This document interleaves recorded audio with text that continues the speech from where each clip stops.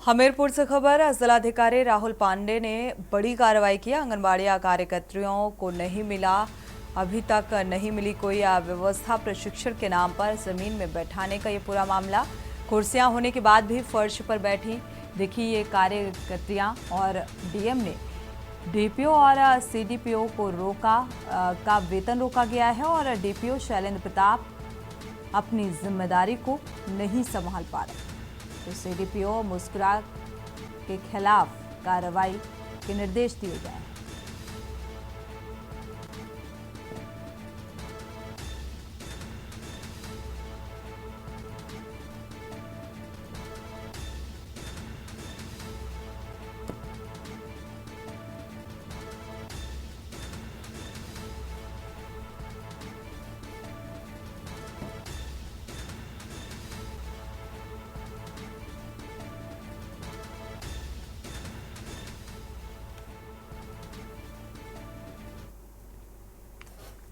वक्त एक छोटे से ब्रेक का, लौटेंगे जल्द।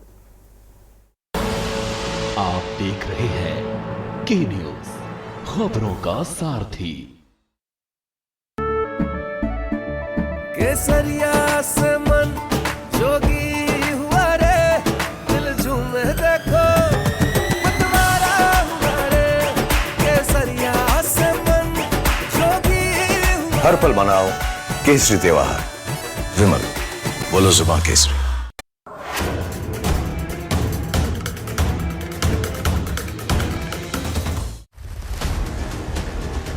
जनता के मुद्दे, जनता की बात, सरकार का रवैया, जनता की पुकार। इत की बात ना उत की बात, हम करेंगे जनहित की बात। के न्यूज रखता है सबसे सरोकार। आप देख रहे हैं के न्यूज, खबरों का सारथी। सीएम नायब सिंह सैनी लगातार जनता के हितों को लेकर गंभीर नजर आ रहे हैं। उन्होंने संत कबीर कुटीर में जनता दरबार लगाया। यहां सीएम सैनी ने आम जनता की समस्याएं सुनी और कहा कि समस्याओं के निस्तारण में लापरवाही बर्दाश्त नहीं होगी। दरअसल सीएम सैनी की कार्यप्रणाली खास है जो आम जनता के दिलो दिमाग पर अमिट छाप छोड़ती हुई नजर आ रही है। देखिए रिपोर्ट। सीएम नायब सिंह सैनी ने लगाया जनता दरबार। सीएम सैनी ने सुनी आम जनता की समस्याएं। संत कबीर कुटीर में लगाया जनता दरबार। आम जनता की समस्याओं के निस्तारण में लापरवाही बर्दाश्त नहीं।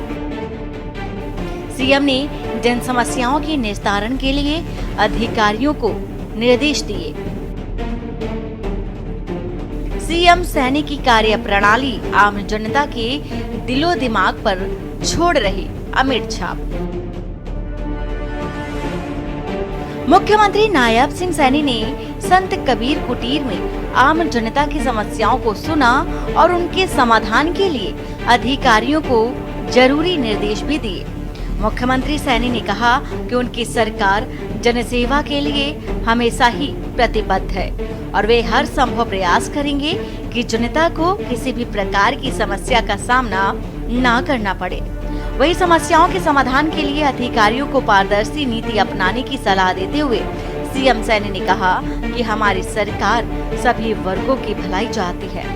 सूबे की जनता को किसी भी प्रकार की परेशानी नहीं होनी चाहिए।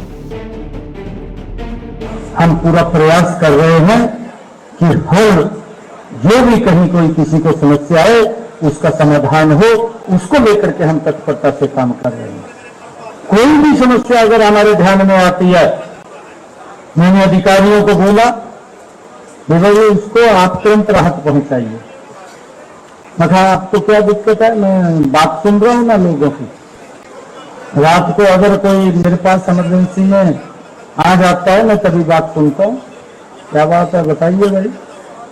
मैं कभी किसी को ये नहीं महसूस होता कि मुख्यमंत्री ने मिलने जा रहे। अरे जिम्मेदारी मिली है ना, अगर जब जिम्मेदारी मिली है तो उसका निर्वहन भी 100% होना चाहिए। और आप लोगों के आशीर्वाद से कर रहा हूं, आप सबका आशीर्वाद है उससे कर रहा हूं। और मैंने तुरंत अधिकारियों को कहा कि कोई भी अगर दिक्कत कहीं है सुबह 9 बजे से लेकर के 11 बजे तक पूरा प्रशासन बैठेगा और उसका एक वार रूम बना रखा है, मैं खाली बैठता नहीं, मैं उसको हर रोज चेक भी करता हूँ, देखता हूँ मैं कितने ग्रीवेंस है, कितने सॉल्व हुए है और कितने पेंडिंग है, पेंडिंग क्या है उसका भी विवरण लिख करके भेजते हैं।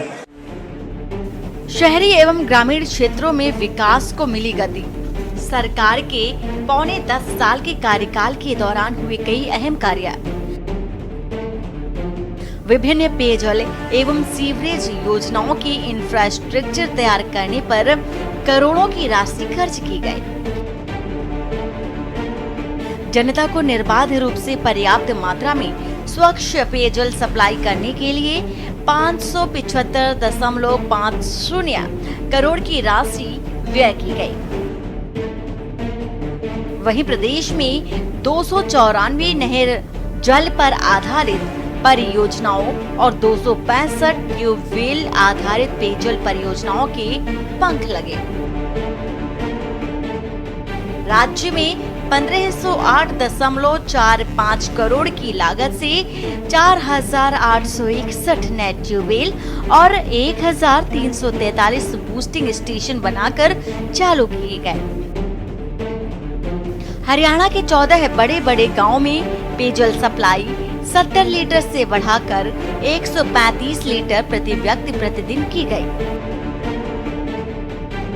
12 गांवों में सीवरेज ट्रीटमेंट सुविधाओं में इजाफा भी किया गया।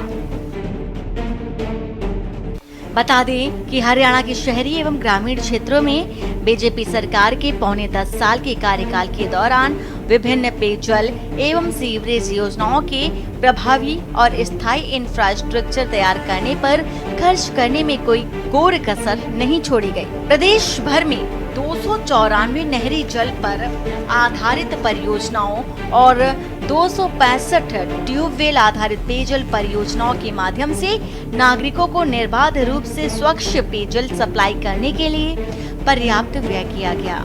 प्रदेश के 14 बड़े बड़े गांवों में पेयजल सप्लाई 70 लीटर से बढ़ाकर 135 लीटर प्रति व्यक्ति प्रतिदिन की गई है और इसके अलावा 12 गांवों में सीवरेज ट्रीटमेंट सुविधाओं में इजाफा भी किया गया है। आपको बता दें कि मुख्यमंत्री की कार्यशैली आम जनता के दिलो दिमाग पर गहरी अमिट छाप छोड़ रही है। वे जिस शालीनता के साथ काम कर रहे हैं उससे भी बढ़कर जनता की शिकायतों को बड़ी गंभीरता से सुनते हैं और उनका मौके पर ही निवारण करने का प्रयास भी करते हैं। स्पेशल डेस्क के न्यूज़ इंडिया। आप देख रहे हैं के न्यूज़, खबरों का सारथी। ब्रेक से वापस आ रहे हैं और सीधे विधान परिषद के बाहर की तस्वीरें आपको दिखाते हैं, जहां पर जल जमाव और भराव की स्थिति देखने को मिल रही है भीषण बारिश के चलते। क्योंकि गर्मी से तो निजात मिली, लेकिन इस बारिश ने अब लोगों की मुश्किलें बढ़ा दी है। आप तस्वीरें देख पा रहे हैं विधानसभा के बाहर। जब ये हाल है तो जाहिर सी बात है और जगहों का क्या हाल होगा। बढ़ते हैं आगे। ललितपुर से खबर सामने आ रही है। बाबू आनंद तिवारी की करतूत सामने आई है। विशेष भूमि अध्यापिता कार्यालय का बाबू रिश्वतखोर निकला। आनंद तिवारी 1000 के रिश्वत लेते हुए कैमरे में कैद। तो सोशल मीडिया पर वीडियो वायरल हुआ है। भूमि अध्यापित कार्यालय का ये पूरा मामला। 1000 रुपए रिश्वत लेते हुए कैमरे में कैद। ये तस्वीरें भी सामने आ रही हैं और अब ये तस्वीरें वायरल हो रही हैं।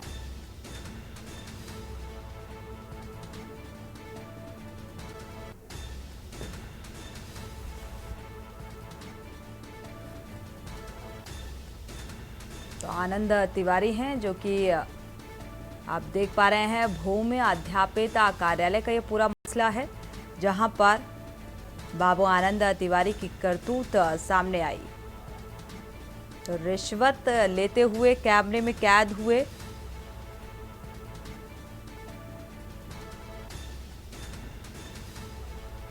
आनंद तिवारी 1000 रुपए के रिश्वत लेते हुए कैमरे में कैद हुए। तो इन तस्वीरों में देने वाला शख्स और लेने वाला शख्स साफ तौर पर देखा जा सकता है और आनंद तिवारी 1000 की रिश्वत लेते हुए तस्वीरों में साफ तौर पर नजर आ रहे हैं, जो भ्रष्टाचार को दर्शाता है। रायबरेली से खबर, अधिवक्ता की गोली मारकर हत्या की गई है। हत्या का ये पूरा मामला हरदोई में अधिवक्ता की गोली मारकर हत्या की गई। रायबरेली में अधिवक्ताओं ने प्रदर्शन किया तो पूर्व अध्यक्ष और महामंत्री की अगुवाई में ये प्रदर्शन किया गया। अधिवक्ता के परिजनों ने मुआवजे की मांग की और परिजनों की सुरक्षा के अधिवक्ताओं ने मांग की है। तो दोषियों पर सख्त कार्रवाई होनी चाहिए, ये भी मांग की गई है।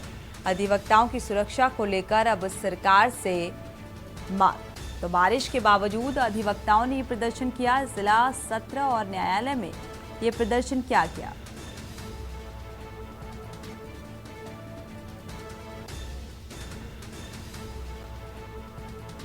अधिवक्ताओं की सुरक्षा का ये पूरा मामला, दोषियों पर सख्त कार्रवाई की जाए, इस बात का भी जिक्र किया गया इस प्रदर्शन के जरिए।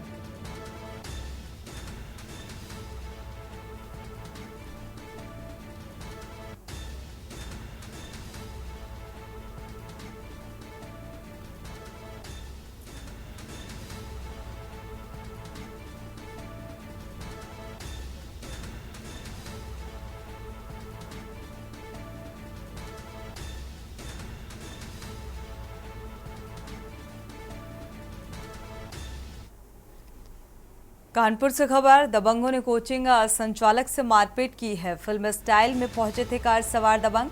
ग्रामीणों के इकट्ठा होने पर दबंग मौके से फरार भी हो गए और घटना का वीडियो अब सोशल मीडिया पर वायरल हो रहा है और ओमनगर का ये बताया जा रहा है मसला। तो तस्वीरें इस घटनाक्रम की सामने आ रही हैं, किस तरीके से मारपिटाई हुई और मारपिटाई का ये वीडियो सामने आ रहा है। तो फिल्म स्टाइल में ये कार सवार दबंग पहुंचे और पीटना शुरू कर दिया। हालांकि ग्रामीणों के इकट्ठा होने पर ये दबंग मौके से फरार हो गए।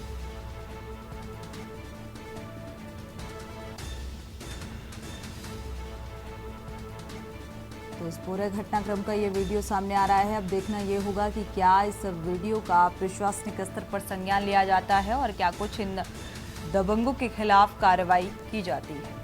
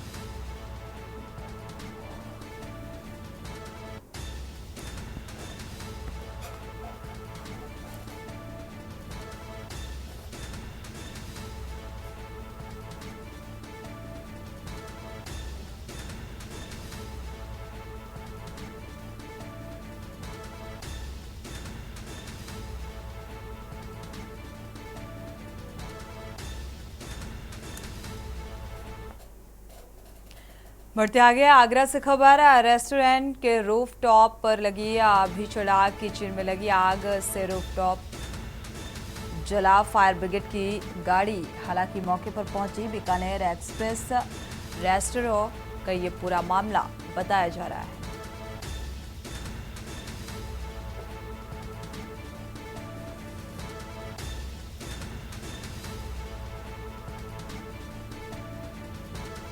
आगरा से ये खबर सामने आ रही है, रेस्टोरेंट के रूफटॉप में आग लगने का ये पूरा मसला। तो किचन में लगी आग।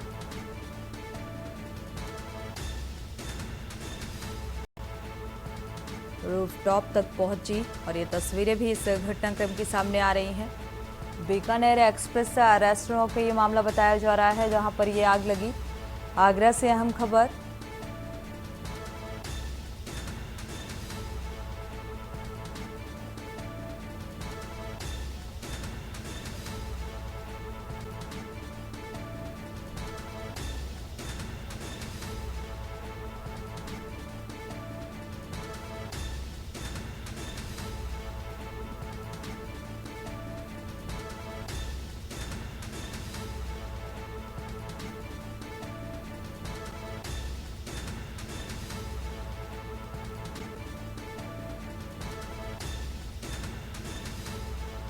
फायर ब्रिगेड की कई गाड़ियां मौके पर पहुंची, हालांकि आग पर काबू पाया गया है। फिलहाल ये तस्वीरें सामने आ रही हैं आग लगने की।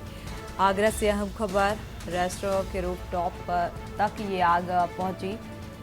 किचन में लगी आग से रूफटॉप तक ये आग पहुंची। बढ़ते आगे, दिल्ली से अहम खबर, संसद में जाति के सवाल पर अखिलेश ने बड़ा जवाब दिया है। अखिलेश यादव का संसद में जाति के सवाल पर यह जवाब निकलकर सामने आया और ये जाति का सवाल आज कोई नया नहीं है। अखिलेश यादव ने ये कहा और जाति का सवाल तो बहुत पुराना है।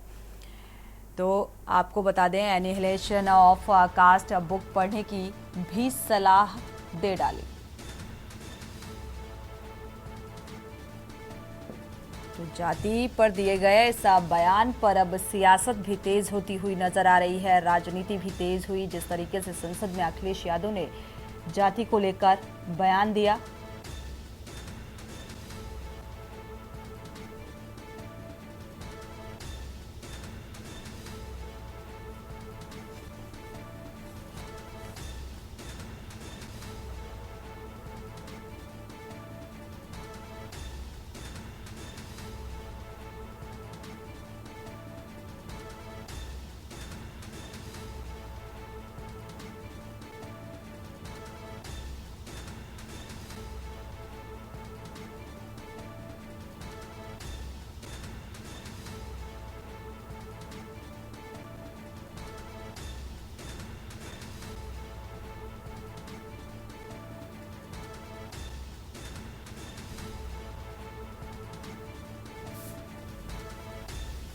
तो जाति के मसले को लेकर ये पूरा हंगामा, और पहले ही इसमें काफ़ी इंडिया गठबंधन की तरफ से तल्खी देखने को मिली। और एक बार फिर से जब इस सदन में अखिलेश यादव ने जाति के मसले पर उन्होंने साफ तौर पर कहा कि जाति का सवाल तो बहुत पुराना है, ये कोई नया नहीं है, और बुक पढ़ने तक की सलाह दे डाली।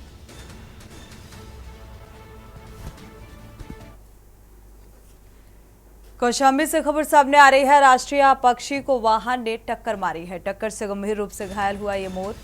पास से गुजर रहे लोगों ने पुलिस को इस बात की सूचना भी दी। बचाव से पहले राष्ट्रीय पक्षी ने दम तोड़ दिया। फसिया तालाब के पास का ये मसला बताया जा रहा है।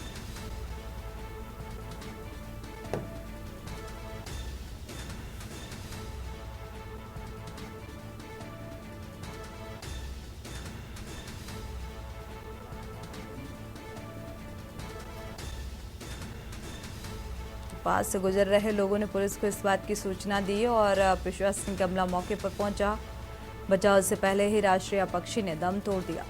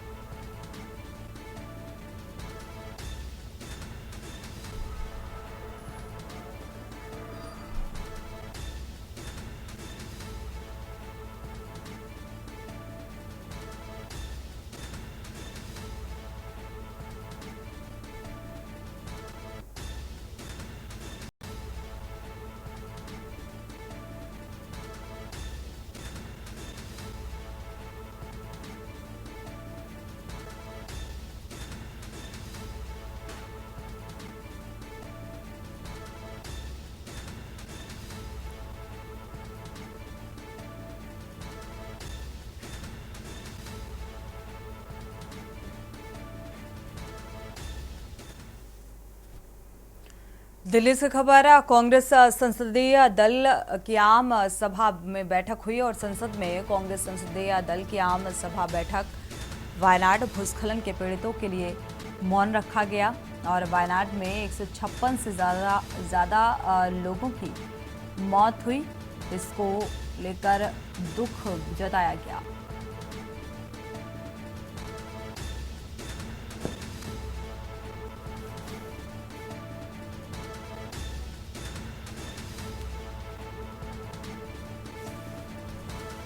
तो संसद में कांग्रेस संसदीय दल की बैठक में ये मौन रखकर दुख जताया गया। वायनाड भूस्खलन के पीड़ितों के लिए मौन रखा गया।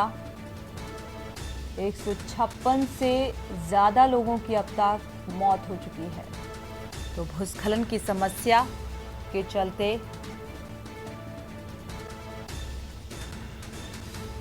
तो इस त्रासदी में जो लोग मारे गए तो उसको लेकर सदन में भी मौन रखा गया। कांग्रेस ने मौन रख दुख व्यक्त किया है।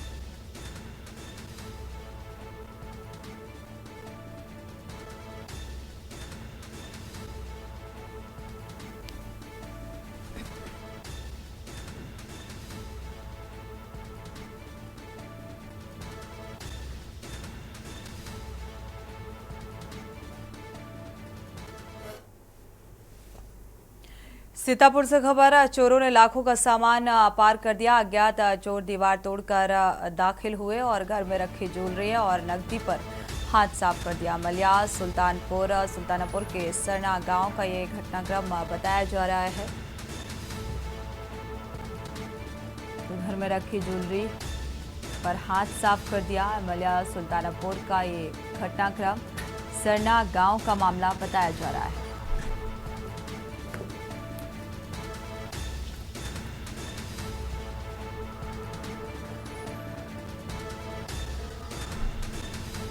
चोर दीवार तोड़कर अंदर घुसे और चोरी की वारदात को अंजाम दिया।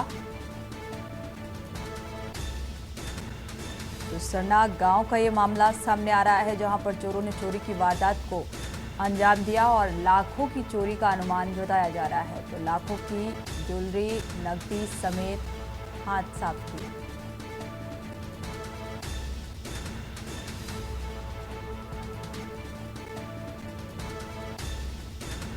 इंडिया सुल्तानापुर के सरना गांव का ये मसला सामने आ रहा है, जहां पर बेखौफ चोर घर में दाखिल हुए और दीवार तोड़कर अंदर घुसे और घर पर रखी नकदी और ज्वेलरी पर हाथ साफ किया।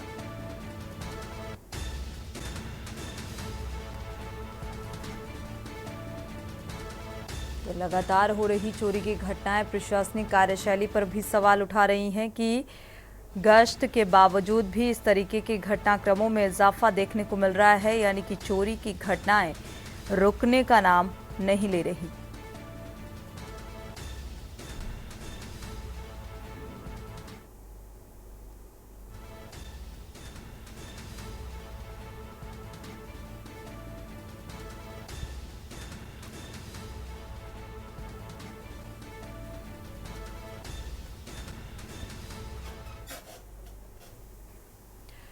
बढ़ते आगे, सीतापुर से खबर है। फ्लिपकार्ट से युवक से धोखाधड़ी की गई। फ्लिपकार्ट के जरिए और ऑनलाइन पैसे जमा कर लैपटॉप मंगाया गया था और लैपटॉप की जगह फुट मसाजर रिसीव किया और युवक ने मामले पर ऑनलाइन कंप्लेन भी की। कई बार शिकायतों के बाद अभी तक कार्रवाई नहीं की हुई है। इस मामले में ई-कॉम सर्विस डिलीवरी स्टोर से आए दिन ऐसे मामले सामने आ रहे हैं। युवक ने कोतवाली सिद्धौली में लिखित तहरीर दी है।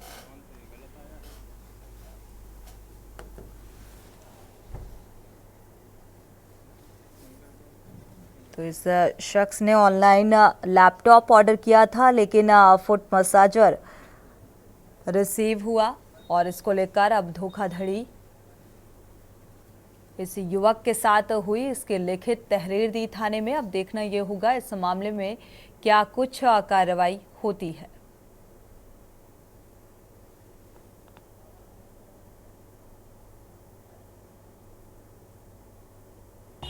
ऑनलाइन फ्रॉड जैसी बातें हम लोग के सामने क्या है, जरा बताएं। मैंने 20 तारीख को एक लैपटॉप ऑर्डर किया था एसर का 23,000 के आसपास का था, 22,789 रुपये का, जिसका मैंने पहले ही क्रेडिट कार्ड से बिल कर दिया था।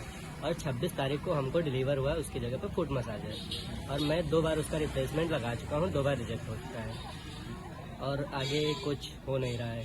तो आपने इसकी कहीं शिकायत अभी किया? अभी तक तो नहीं, अभी उपभोक्ता फॉर्म जाना सोच रहे हैं, बट अभी तक नहीं। आप क्या चाह रहे हैं? रिप्लेसमेंट हो गया, हमारा लैपटॉप वापस हमको मिल जाए। ये कब की बात, आपने कब ऑनलाइन किया था? मैंने 20 तारीख को ऑनलाइन किया था और 26 को डिलीवर हुआ था। आप कोई कंप्लेन की बात कर रहे थे, आपने कोई कंप्लेन किया है? हाँ, कंप्लेन यही फ्लिपकार्ट वगैरह पे डाली है, 2 बार रिप्लेसमेंट, लेकिन दोनों बार रिजेक्ट हो गए हैं। कानपुर से खबर। सफर के दौरान विदेशी नागरिक बीमार हुआ। यूएसए का रहने वाला ये युवक बताया जा रहा है बस में आगरा से बनारस जाते समय तबीयत खराब हुई। महाराजपुर पुलिस ने हाईलाइट अस्पताल में भर्ती कराया। सीनियर डॉक्टर्स की देखरेख में इलाज जारी है।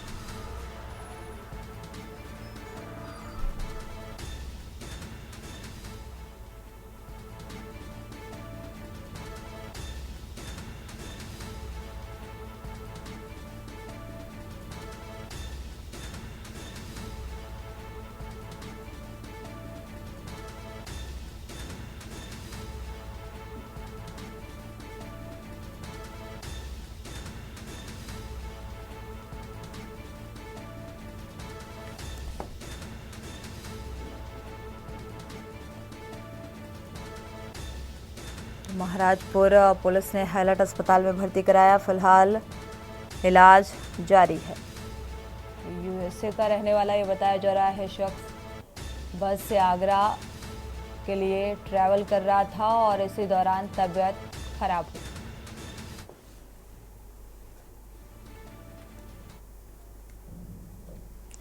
इसी के साथ बुलेटिन में इतना ही। आगे खबरों के लिए आप देखते रहिए के न्यूज़ इंडिया।